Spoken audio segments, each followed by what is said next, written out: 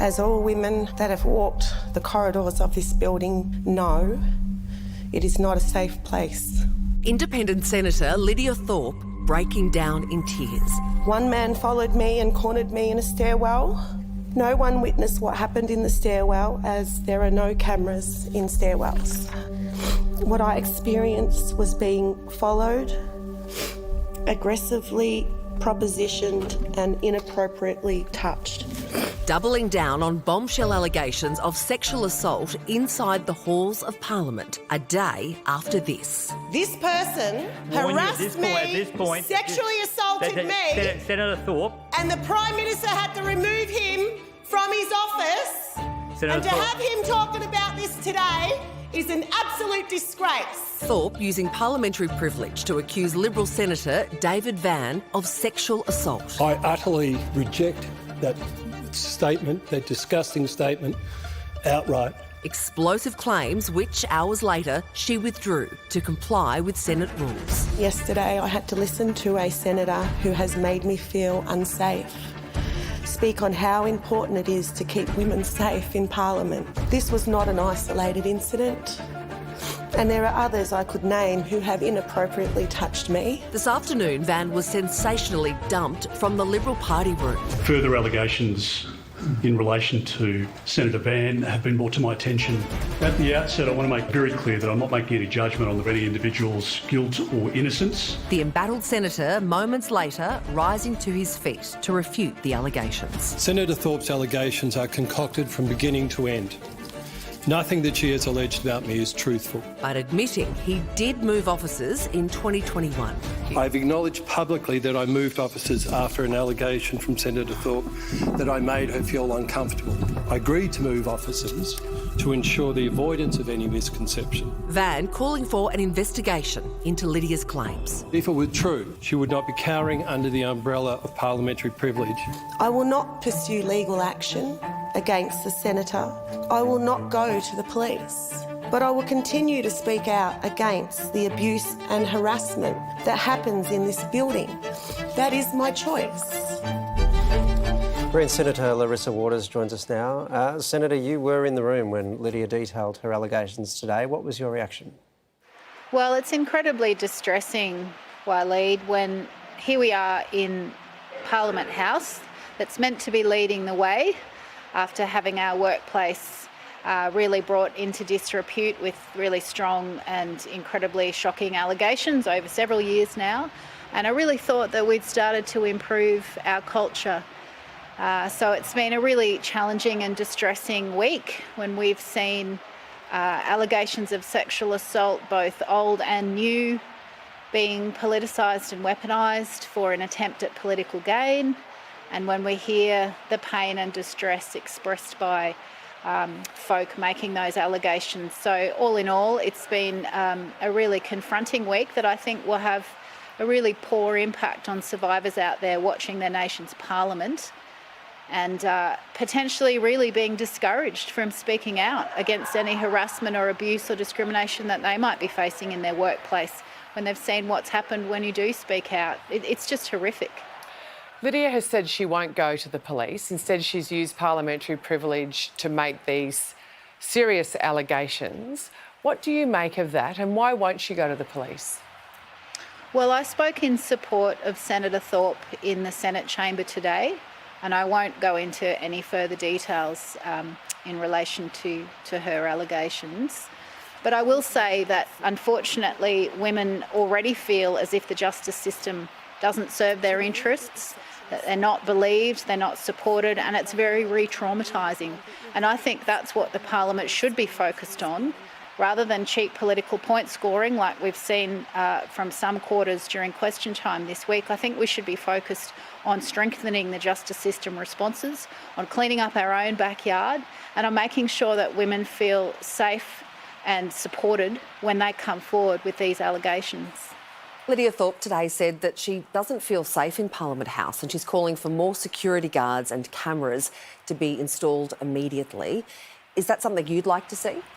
Well, that's certainly been one suggestion made today. For me, it's a cultural thing and it's a power and privilege thing. And as workplace harassment is in any workplace, when you have people in roles where they feel less privileged and less confident and less able to speak out, and perhaps are not familiar with what their rights in the workplace are, as many young people in their first jobs don't know what their rights are, it's a very fraught situation, one that's easy to be manipulated by those with the power. So we need broad-scale cultural change. We need improvements to justice system responses. We need improvements to the culture of Parliament House. We need to show some leadership. People deserve to feel safe and be safe wherever they are, and Parliament needs to do a lot better to set that standard, adhere to it ourselves, and then make sure that we're driving that cultural change for every workplace. Senator Waters, thanks very much for your time. Thanks, everyone. Before we leave that story, we did reach out to Senator David Van regarding Amanda Stoker's claim, so that's the second allegation. His office has confirmed a statement will be released shortly, but of course we don't have it now. For National 24-hour counselling, helpline and support, you can call 1-800-RESPECT, so that's 1-800-737-732. Amy Ramakers has been following these allegations closely, joins us now from Parliament House. Amy, it just keeps happening. In the last half hour, we've heard more on the further allegations that Peter Dutton seemed to be referring to there against David Van. What can you tell us about that? Former Liberal Senator Amanda Stoker has alleged that in November 2020, Senator David Van had inappropriately touched her twice on the bottom. She says that she addressed it privately at the time and that she did not want to come forward as she did not want it playing out in the public sphere. But after hearing Lidia Thorpe's allegations, she felt it right that she come forward. And we believe that that is the further allegation that Peter Dutton was made aware of. And again, there is no proof to these allegations. These are just what people are saying. David Van is yet to respond, but Amanda Stoker has publicly said that. Amy, David Van has said he'd like for Lidia Thorpe to go to the police. She says she won't. So what happens now?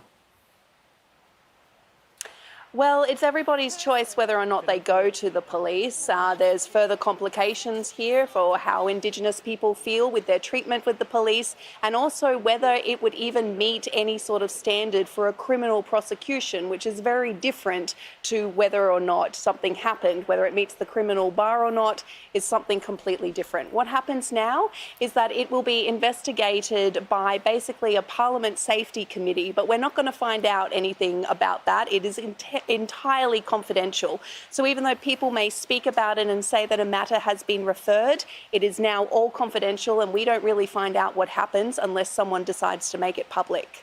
So, Amy, what does this all mean then for Van's political career?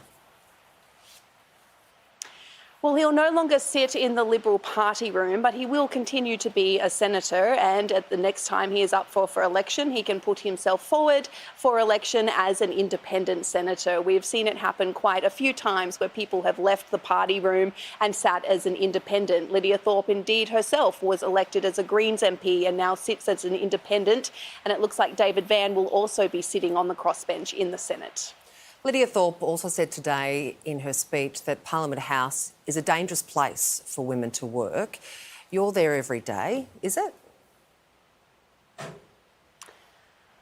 Look, it's really hard to answer because everyone's situations are different, but I can tell you that the feeling in this building is really gross and toxic at the moment, and has been all week. I think people thought with the Set the Standard report and the Kate Jenkins inquiry into everything that happened after Brittany Higgins raised her allegations that things would get better. And I think this week has shown a lot of people that no, nothing is going to change until our politics does. And it doesn't seem like politics is going to change anytime soon, which is really depressing. And as a sexual assault survivor myself, it's been really hard coming to work again in this building, seeing the discourse, seeing the attitudes and seeing what is happening. And I just hope that everyone who has been impacted by this and affected by this has a safe place and is really taking care of themselves.